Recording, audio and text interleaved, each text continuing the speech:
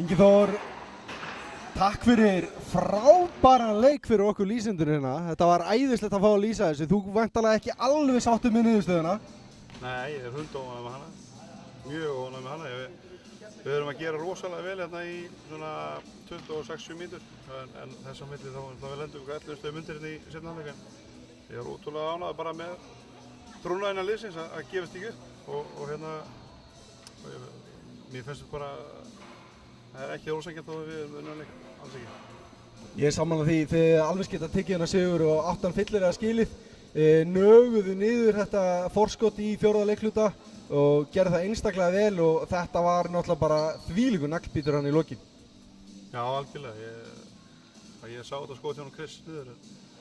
Við vorum alveg, ég var náttúrulega mjög óánægður með hvað við hérna, við vorum að skjóta boltanum illa hérna seinna. Við vorum að skjóta boltanum í kringum 50% í fyrra hálfleik, það er mjög hátt en 9-20 minnum mig.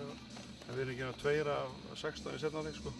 Og hérna, já, þessi sæðis og þessi vörð sem var að spila, hún svona tók dræfin aðeins frá okkur og hérna, við erum að refsa bara fyrir það. Þannig að við vorum að fá góð skot, við vorum ekki þvingar inni, við vorum ekki að taka léleg skot, en hérna, þetta snýst að hitta helvítis boltanum í korfuna. Það getur oft gert gæfumuninn og gerði það eftir vill í kvöld. Já, við erum bara, já, við réðum illa við hérna Lebosja undir korfuna, hann tók mikið frákvöst, tók yfir 20 frákvöst og náttúrulega er bara hrikalega erfiður inn í teg og ég var mjög stoltur af hvernig Rúnar spilaði á hann, gerði bara mjög vel og bara vörnin hitt og hérna við erum að sjá hvað gerist og hvort við náum að koma aftur inn í Ísafjörð og í úrslitakeppnina eitthvað ef við náum að halda okkur þar inni. Ég er full að trúa því að þið gerir það, Ingi. Takk kærlega fyrir komuna og frábæran leik.